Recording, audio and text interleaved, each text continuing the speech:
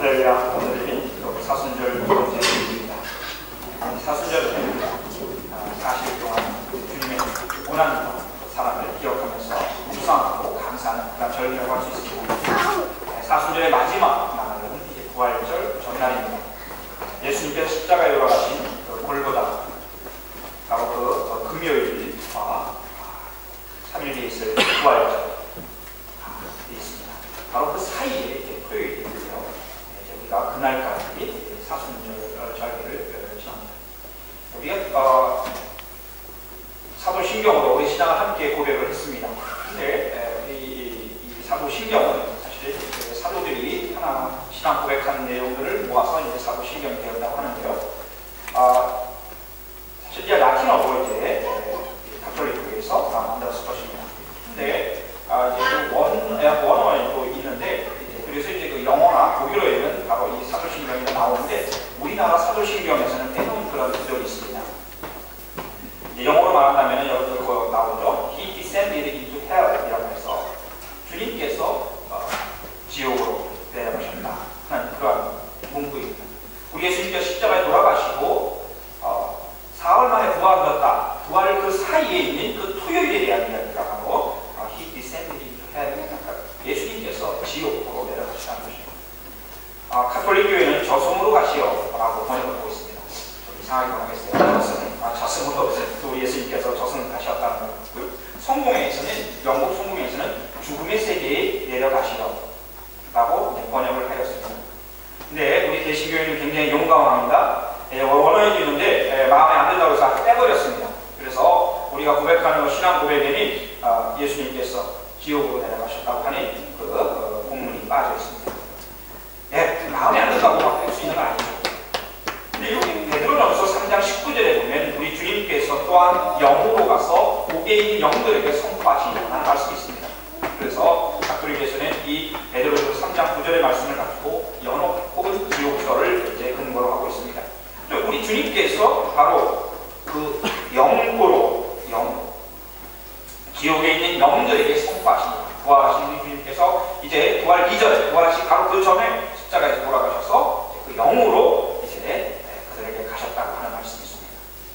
여러분들 우리가 지옥으로 내려갔다는 것 굉장히 중요하지만 지옥으로 내려갔다는 것 더 중요한 것은 우리 예수님께서 십자가에서 분명히 돌아가셨고 그 죽음을 통해서 우리를 구원하셨는데 그 죽음의 그 밑끝자락까지 내려가셨다는 것을 바로 의미하는 것입니다. 지옥에 내려가셨다.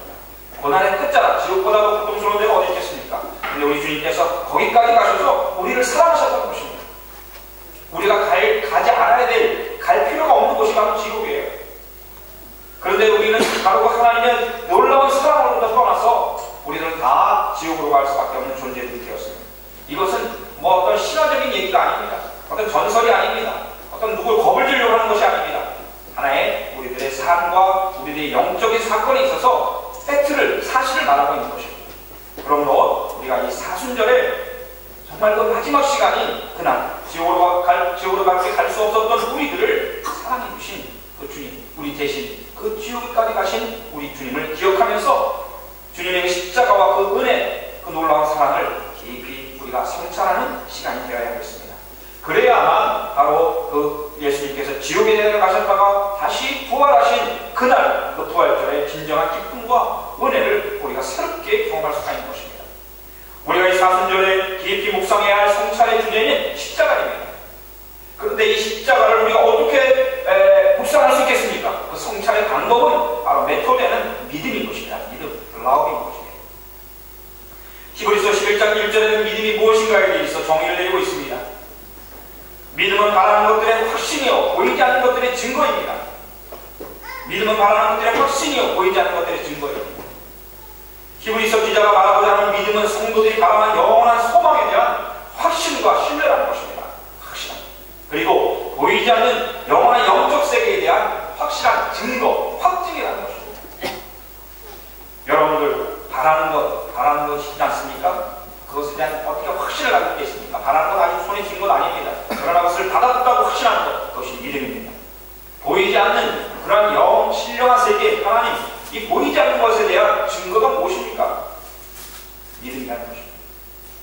우리들 영원한 소망, 우리들 소망 앞에 영원한 소망, 거기에 대한 확신, 신뢰, 바라는 것, 그것에 대한 확신은 무엇이냐? 믿음이라는 것입니다. 우리의 소망이 무엇입니까? 하나님의 사랑과 구원, 그리고 하나님 당신 자체 아니겠습니까? 바로 그분에 대한 확신, 이것이 바로 믿음이라는 거예요. 그러므로 우리가 믿음으로 하나님을 우리는 아는 것입니다. 하나님은 성도님들의 눈에 보이지 않습니다. 우리 사람의 눈에 보이지 않습니다. 그러나 이 믿음은 바로 살아계신 하나님, 눈에 보이지 않으시는 그 하나님을 볼 수 있는 영적인 확실한 증거, 확증이 된다는 것입니다.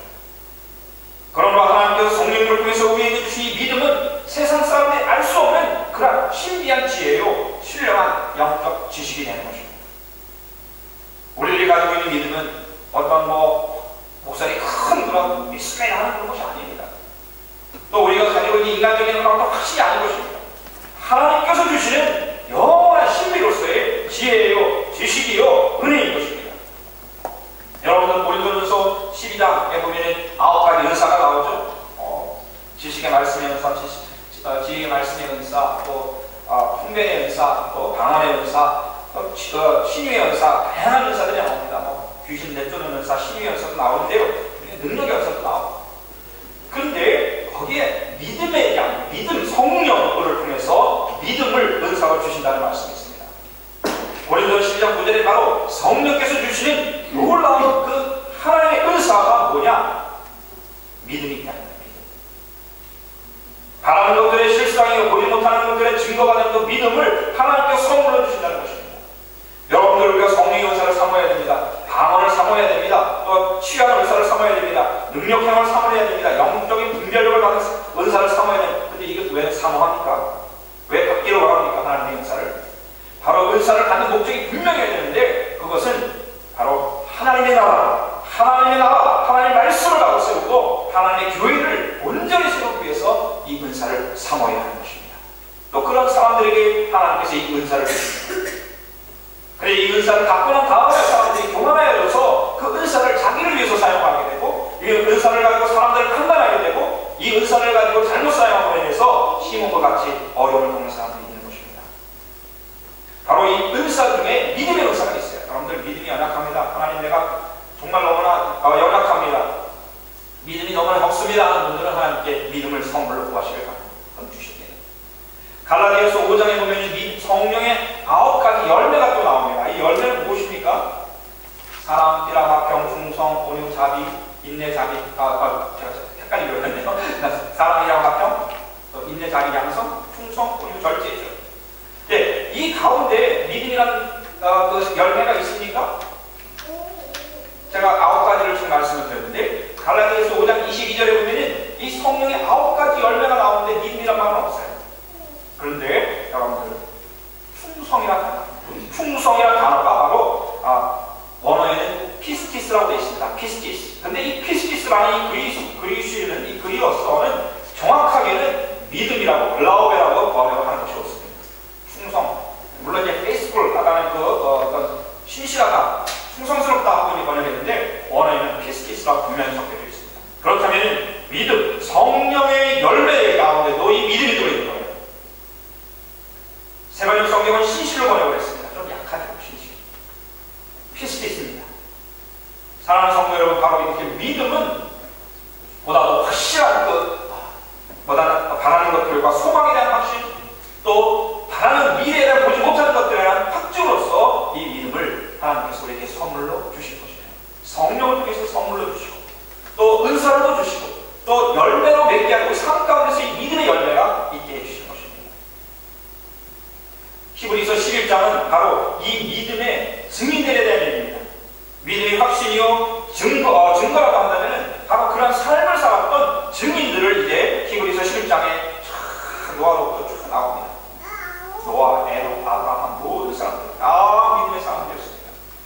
성경 전체, 구약 성경 전체를 이 히브리서가 11장에 딱 요약을 해요. 어떻게? 믿음의 사람들, 믿음의 사람들. 오늘 본문은 바로 그 믿음으로 아브라함이라는 말을 시작하는데 바로 아브라함, 믿음의 사람 아브라함을 말씀하고 있습니다. 아브라함은 믿음의 사람이었습니다. 아브라함은 하나님에 대한 절대 믿음을 가진 사람이었어요. 창세기 15장 6절 보면 이런 말씀이 있습니다. 아브라함이 주님을 믿으니 주님께서는 아브라함의 그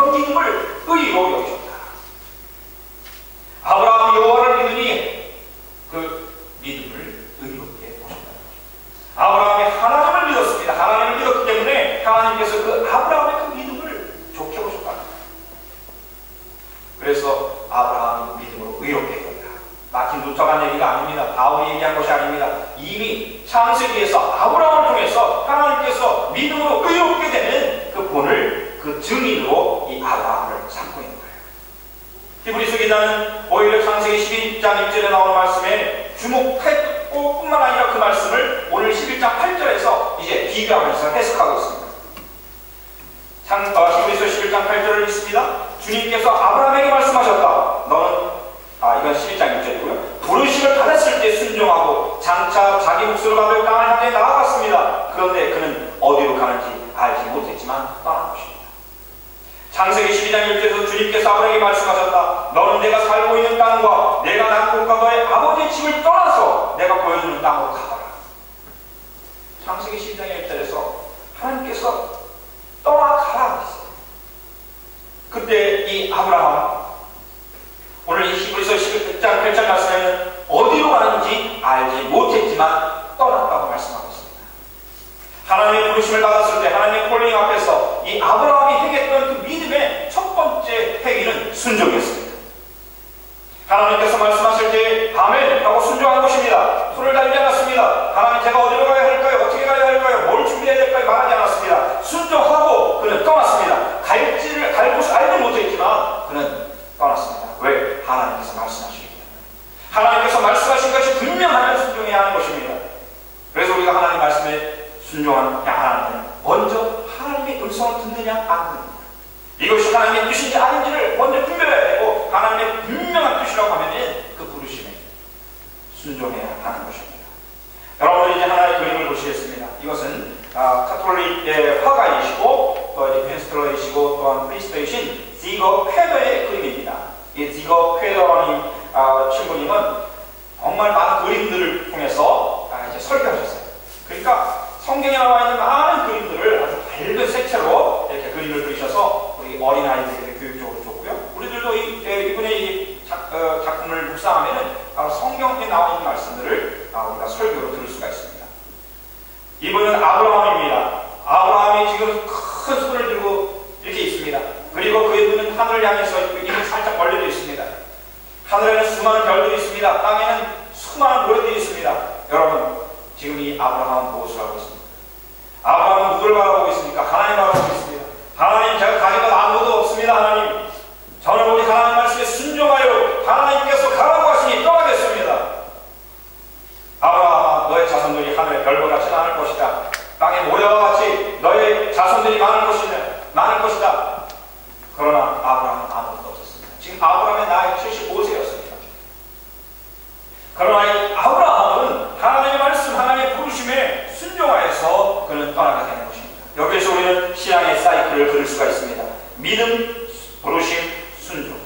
쾌더의 그림에서 아브라함은 하나님의 부르심을 받고 미래에 대한 축복을 약속으로 받지만 그에게는 아무것도 없었습니다. 그는 빈손으로 고향을 떠났고 그의 나이 75세였지만 한 명의 자녀가 없었습니다. 그는 오직 믿음으로 하나님의 부르심에 순종하여 떠났던 것입니다. 그가 받은 미래의 자기 몫인 땅을 향해 나갔지만 그에게는 아무것도 없었습니다. 그의 가진 것은 오직 믿음뿐이었습니다.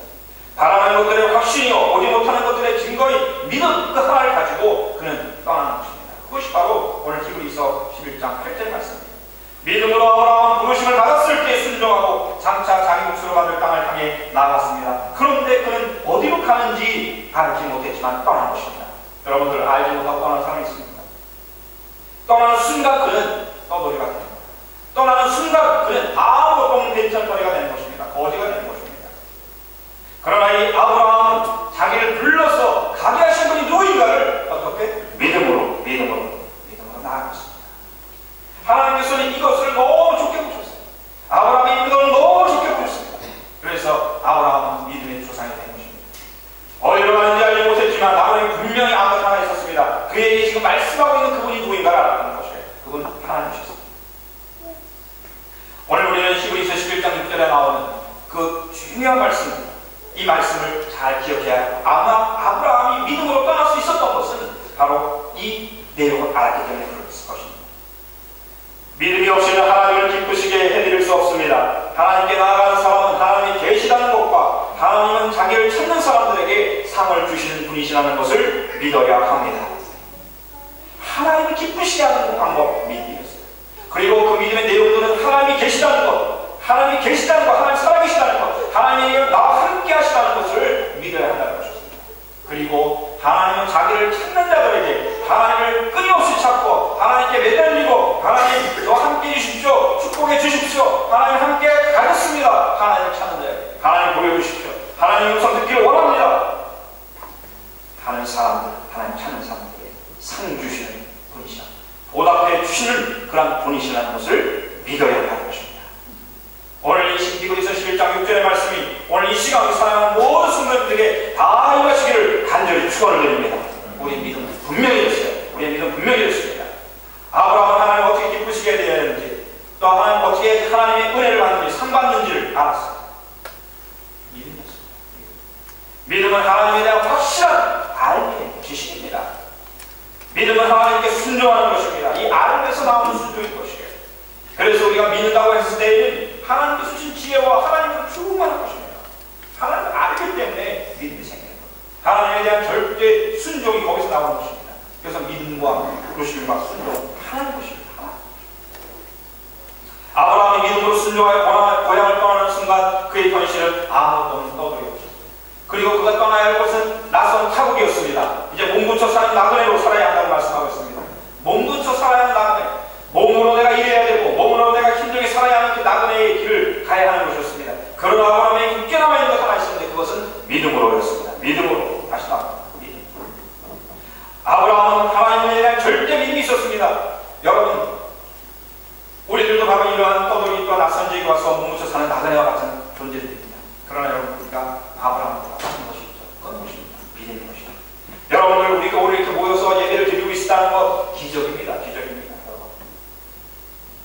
중국 사람 셋이 모이면 뭐가 생기죠? 중국집. 중국 사람 셋이 모이면 중국. 일본 사람 셋이 모이면 뭐가 생기나요? 확실히 뭔가 있을 거예요. 뭐 회사가 생기는 거. 한국 사람 셋이 모이면 할렐루야, 교회가 생깁니다. 한국 사람 셋이 모이면 교회가 생깁니다. 왜? 모여서 같이 찬양하고 얘기하고 같이 가정에서 기도하다가 교회가 생기는 거예요. 한국 사람들. 한국 사람 700만 디아스포라가 있는데 간 곳마다 교회가 있습니다. 여러분들, 세 사람만 있어도 교회가 있습니다. 이것이 뭐 여러분들과 우연이라고 생각하지 마세요. 한국 사람들이 영성이 좋아졌다고 생각하지 마세요. 한국 사람들이 얼마나 하나님의 사랑을 받고 있는가 하는 증거인 줄 믿습니다.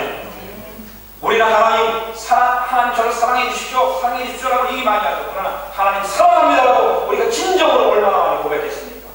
찬양 많이 하지만 진정한 내 마음에서 하나님 사랑합니다.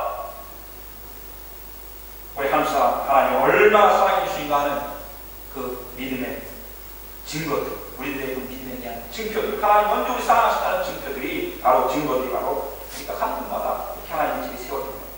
아브라함은 믿음으로 자기가 하나님께서 설계하시고 하나님께서 계획하신 하나님의 플랜에 따라서 계획된 그 아름다운 집, 참다운 쉼이 있는 집, 그리고 튼튼한 기초를 가진 그곳에서 살기를 소원했습니다. 왜? 하나님께서 그곳으로 인도하십니다. 우리가 계획한 그런 집이 아닙니다. 우리가 설계한 집이 아닙니다. 언젠가 다 살다 보니까 이거 아니네 하고 그런 부족한, 그런 불완전한 곳이 아닙니다. 하나님께서 나를 향해서 설계해 오신 그러한 나의 집, 나의 영원한 도시가 있는 줄 믿습니다. 하나님의 다스림, 하나님의 계획이 있는 줄 믿습니다. 하나님 얼마나 신실하십니까? 거기에서 이런 약속을, 하나님의 음성을 듣고 믿음으로 나아간 아브라함은 이제 그곳에서 자기의 자녀, 야곱과 이삭과 야곱에 의해서 자기 후손들과 따라가는 것입니다. 오늘 하나님께서 설계하시고 세우실 튼튼한 그 기초를 가진 그 도성, 그 나라, 바로 그 땅을 이제 이 믿음으로 이 아브라함 보았던 것입니다. 사랑하는 성도 여러분, 오늘 이 사순절에 우리들의 믿음이 더욱더 선명해지시기를 간절히 축원을 드립니다. 하나님께서 여러분 한 번 한 번을 너무나 사랑하십니다. 그리고 여러분들을 향해서 정말 여러분 한 분을 위해서 하나님께서 땀 뻘뻘 흘리면서 계획해 놓으신, 설계해 놓으신 그 계획들이 있습니다. 어떻게 하시겠습니까? 하나님, 제가 믿음으로 나아가겠습니다. 세상 바라보지 않겠습니다. 내가 할 일 다 했습니다. 내가 땀 뻘뻘 흘리면서 노력했지만 아무것도 이룬 것이 없습니다. 이제 하나님 바라보겠습니다 하는 믿음으로 하나님께 순종할 수 있는 그 순종을 통해서 하나님 기뻐하시고 여러분에게 큰 상과 하나님 설계해 놓으신 놀라운 축복의 땅이 있을 줄 믿습니다. 사순절 나아갑시다. 다 같이 갑시다. 그리고 그것을 경험하고 이제 바로 그 끝자락에서 우리 예수 그리스도의 그 십자가의 놀라운 사랑과 은혜가 우리를 이렇게 만들었다고